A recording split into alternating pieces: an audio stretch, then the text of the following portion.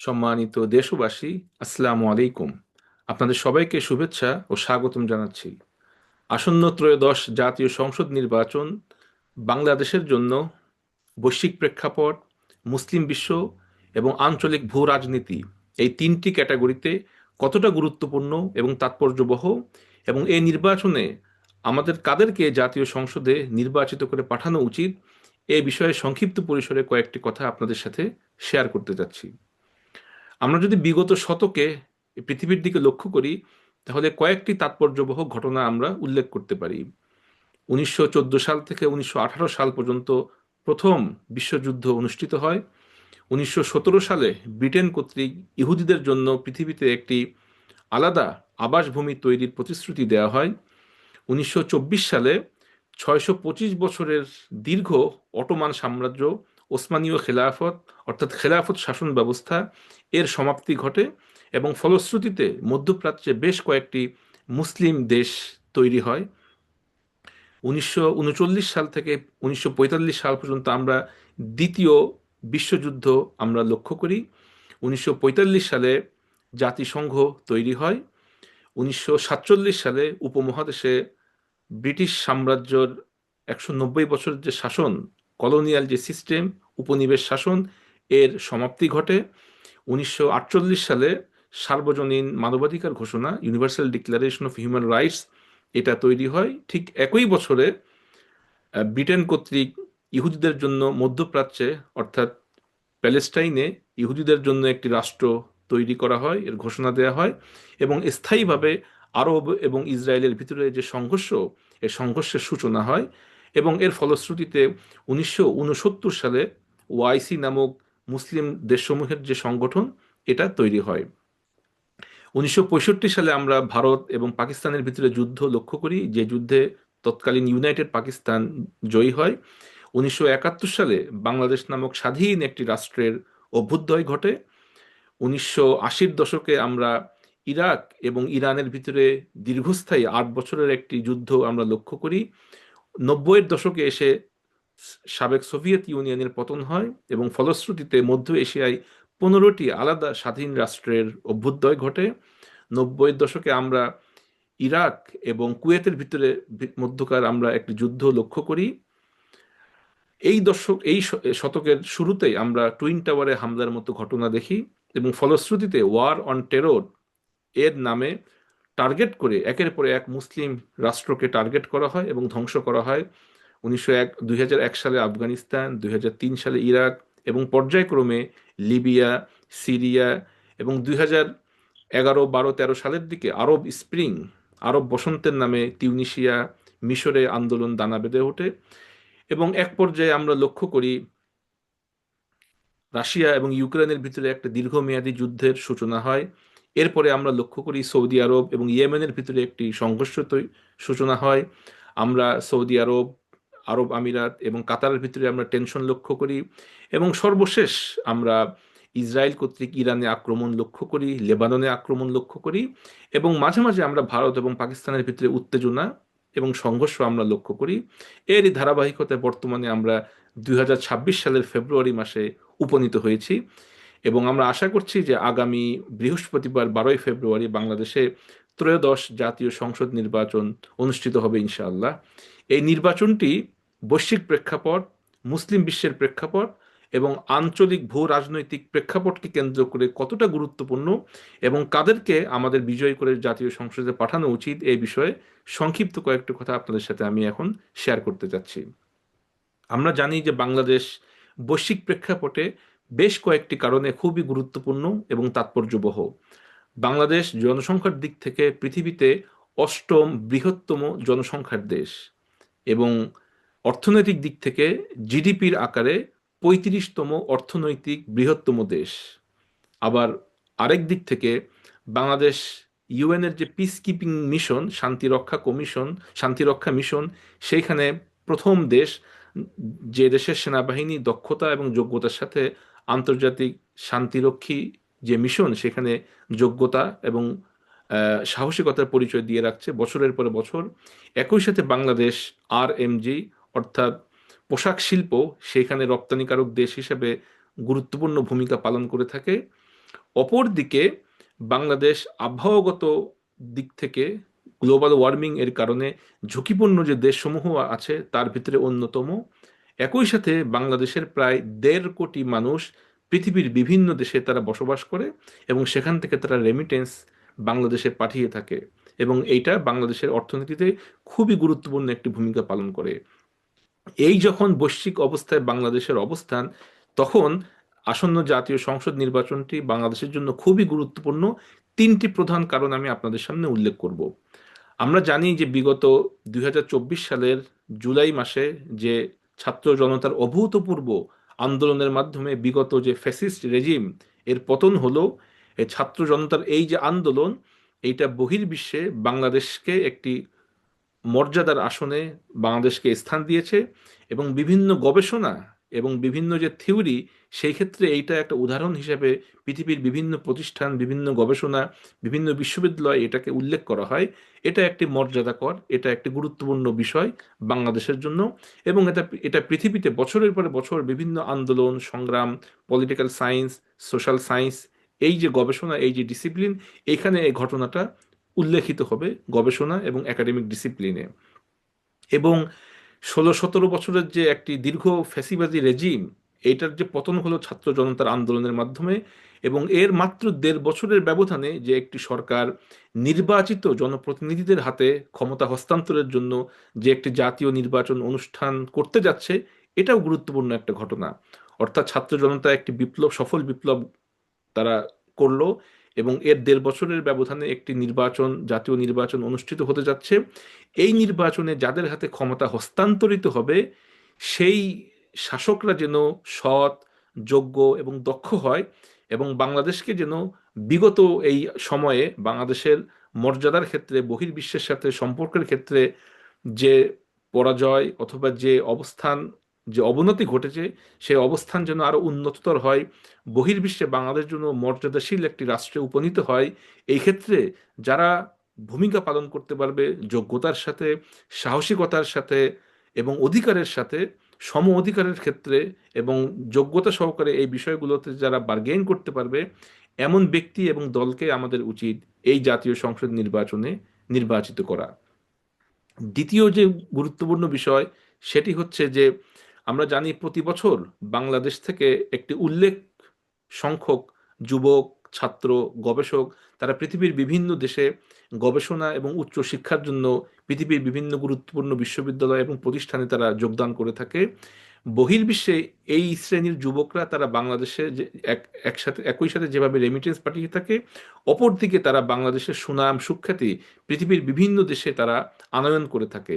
এই জন্যে বহির্বিশ্বে বাংলাদেশের সুনাম এবং সুখ্যাতি বৃদ্ধি করার জন্য আসন্ন জাতীয় সংসদ নির্বাচনে যোগ্য, সৎ, দক্ষ এবং সাহসী মানুষ যারা জনপ্রতিনিধি হিসেবে এই নির্বাচনে প্রতিদ্বন্দ্বিতা করছে, তাদেরকে উচিত আমাদেরকে নির্বাচিত করা, জাতীয় সংসদে পাঠানো, এবং আমাদের প্রতিনিধি হিসেবে বাংলাদেশ এবং বাংলাদেশের বাহিরে বাংলাদেশকে রিপ্রেজেন্ট করা।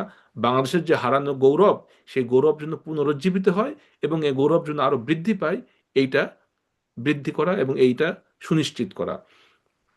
তৃতীয় যে বিষয়, সেটি হচ্ছে যে আহ, বিশ্বের যারা পরাশক্তি আছে, মার্কিন যুক্তরাষ্ট্র, চায়না, রাশিয়া, ইউরোপীয় ইউনিয়ন, তারা লক্ষ্য করেছে যে বিশেষত বিগত যে 3টি জাতীয় সংসদ নির্বাচন অনুষ্ঠিত হয়েছে, সে নির্বাচনগুলো আসলে কিভাবে অনুষ্ঠিত হয়েছে, কারা সেখানে পার্টিসিপেট করেছে, এবং কিভাবে সেখানে যারা বিজয়ী হয়েছে 153টা আসনে কিভাবে দেখানো হয়েছে যে বিনা প্রতিদ্বন্দ্বিতা নির্বাচিত হয়েছে সংসদ সদস্য হিসেবে। এই জাতীয় খবর তাদের কাছে রয়েছে, রিপোর্ট তাদের কাছে রয়েছে। এই জন্যে আসন্ন জাতীয় সংসদ নির্বাচনে তারা আশা করে এটার জন্য একটা ফ্রি, ফেয়ার, ক্রেডিবল ইলেকশন হয়, এবং আন্তর্জাতিক যে পর্যবেক্ষকরা এই নির্বাচন উপলক্ষে বাংলাদেশে আসবে, আন্তর্জাতিক মিডিয়ার যে রিপোর্টাররা আসবে, তারা লক্ষ্য করবে যে আসলেই এই নির্বাচনটি স্বচ্ছ হচ্ছে কিনা, নিরপেক্ষ হচ্ছে কিনা, এবং এই নির্বাচনে কোনো ইনফ্লুয়েন্স আছে কিনা কোনো এজেন্সির, কোনো ইনস্টিটিউশনের।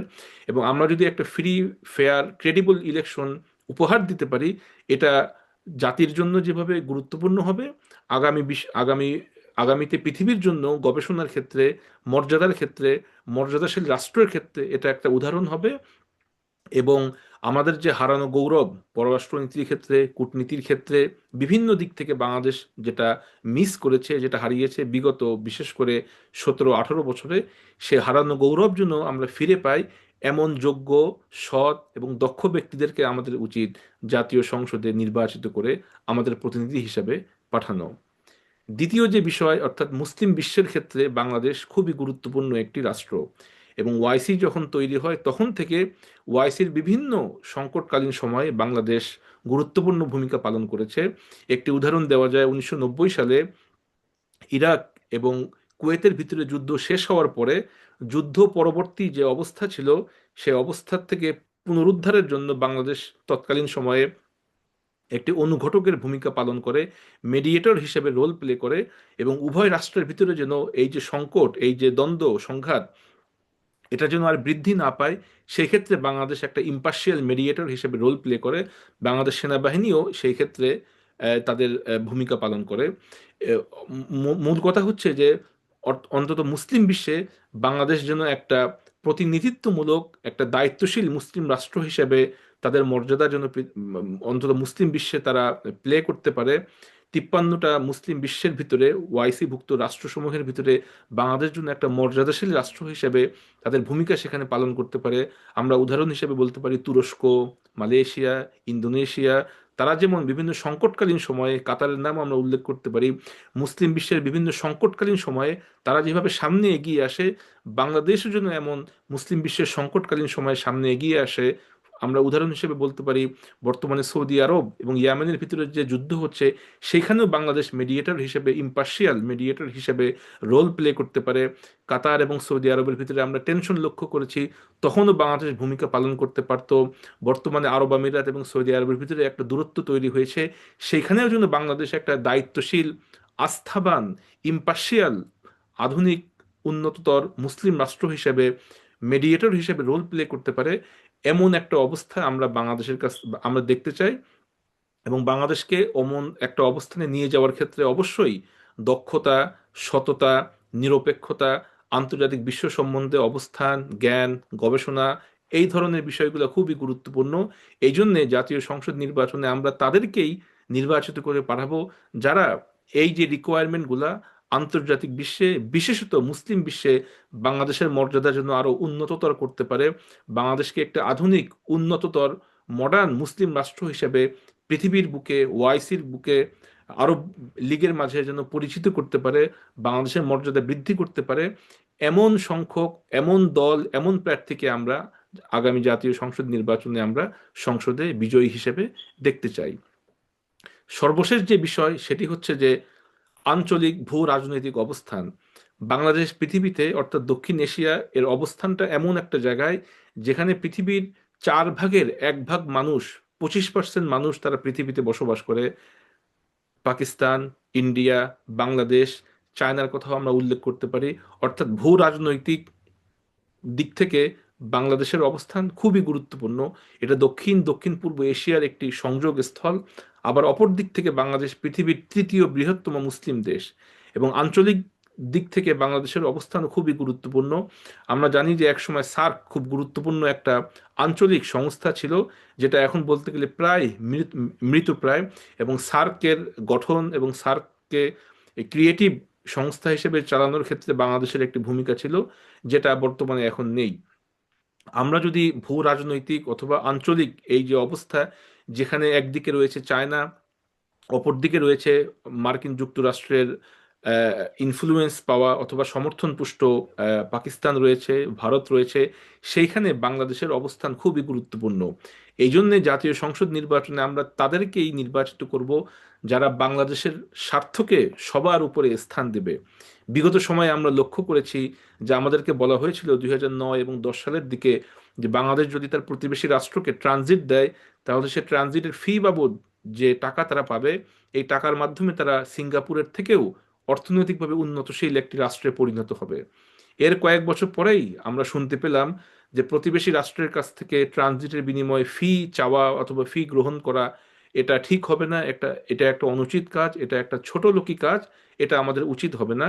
এবং এর উপরে আমরা লক্ষ্য করলাম যে রাষ্ট্রের প্রধান কর্তার পক্ষ থেকে বলা হলো যে প্রতিবেশী রাষ্ট্রকে আমরা যা যা দিয়েছি এটা তারা সারা জীবন মনে রাখবে। অর্থাৎ তারা যেটা প্রাপ্য তারও অধিক দেশের স্বার্থকে জলাঞ্জলি দিয়ে প্রতিবেশী রাষ্ট্রের স্বার্থকে অগ্রাধিকার দেওয়া হয়েছে, এবং তাদেরকে অনেক কিছু দেয়া হয়েছে যেটা পারস্পরিক যে স্বার্থ, এই স্বার্থ সংশ্লিষ্ট বিষয়ের বাহিরে গিয়ে তাদেরকে দেয়া হয়েছে।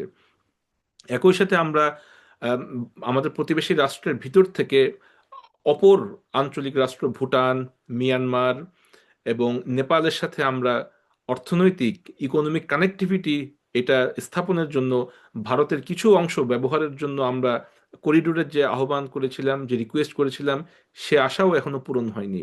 অপর দিক থেকে আমরা লক্ষ্য করেছি যে ট্রান্সশিপমেন্টের নামে আমাদের চট্টগ্রাম ও মংলা সমুদ্র বন্দর ব্যবহার করা হচ্ছে এবং সেখান থেকেও কোনো ফিস আমরা পাচ্ছি না। অর্থাৎ দেখা যাচ্ছে যে বিগত 54 বছরে বাংলাদেশের শাসক হিসেবে বিভিন্ন দল এবং ব্যক্তি যারা এসেছিলেন তারা দেশের স্বার্থকে জলাঞ্জলি দিয়ে প্রতিবেশী অথবা অপর দেশের স্বার্থকে তাদের ব্যক্তিগত কারণে অথবা দলীয় কারণে অথবা ক্ষমতায় আসা অথবা ক্ষমতায় থাকার জন্য তারা নিজের দেশের স্বার্থকে জলাঞ্জলি দিয়েছেন এবং অপর দেশের স্বার্থকে অগ্রাধিকার দিয়েছেন।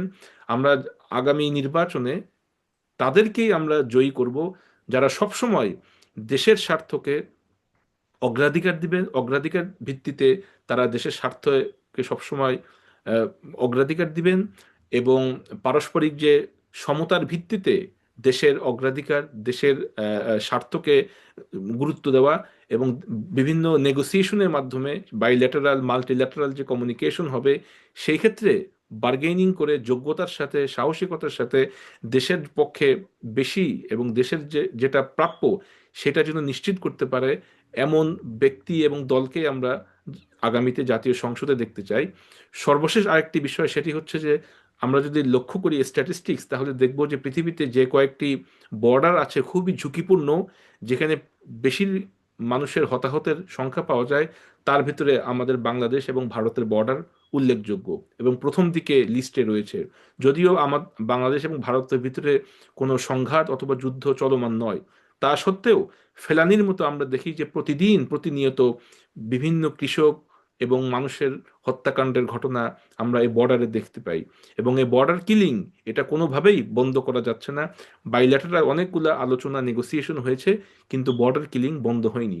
এই কারণে আগামীতে যারা রাষ্ট্র ক্ষমতায় আসবেন আমরা তাদেরকে বিজয়ী করব যারা এই বর্ডার কিলিং বন্ধ করবেন, যারা একটি শক্তিশালী ডিপ্লোম্যাটিক রিলেশনস বজায় রাখবেন, যারা একটি শক্তিশালী ইন্ডিপেন্ডেন্ট পররাষ্ট্রনীতি তৈরি করবেন, যার মাধ্যমে বাংলাদেশের স্বার্থ সবসময় অগ্রাধিকার পাবে এবং সমতার ভিত্তিতে প্রতিবেশী বা অন্যান্য রাষ্ট্রের সাথে তারা সম্পর্ক বজায় রাখবে। এমন একটি সাহসী, দক্ষ, সৎ এবং যোগ্য দল এবং ব্যক্তিদেরকে আমরা আগামীতে জাতীয় সংসদে দেখতে চাই। সম্মানিত দেশবাসী, কোনটা সত্য এবং কোনটা মিথ্যা, কোনটা ন্যায় এবং কোনটা অন্যায়, কোনটা ভালো এবং কোনটা মন্দ, সেটা আমরা বুঝতে পারি, সেটা আমরা পর্যবেক্ষণ করতে পারি এবং সেটা আমাদের সামনে দৃশ্যমান হয়। আগামী বৃহস্পতিবার 12ই ফেব্রুয়ারি জাতীয় সংসদ নির্বাচন, এই নির্বাচনে আমরা তাদেরকে বিজয়ী করব যারা সবসময় দেশের স্বার্থকে অপর দেশের স্বার্থের উপরে অগ্রাধিকার দেবে, যারা ব্যক্তির চেয়ে দেশকে প্রাধান্য দিবে, যারা দলের চেয়ে ক্ষমতার চেয়ে দেশের স্বার্থকে যারা প্রাধান্য দিবে, এমন ব্যক্তি এবং দলকেই আমরা আগামীতে বাংলাদেশের ক্ষমতায় দেখতে চাই। আশা করি বাংলাদেশ সামনের দিকে একটি মর্যাদাশীল, উন্নত, আধুনিক, উন্নততর রাষ্ট্র হিসেবে পৃথিবীর বুকে মর্যাদা নিয়ে আরো বেঁচে থাকবে এবং আমরা বাংলাদেশের নাগরিক হিসেবে প্রত্যেকেই গর্ববোধ করব এমন একটি সুন্দর আগামীর প্রত্যাশায়। আপনাদের সবাইকে আপনাদের সময় এবং আন্তরিকতার জন্য ধন্যবাদ জানাচ্ছি। আসসালামু আলাইকুম।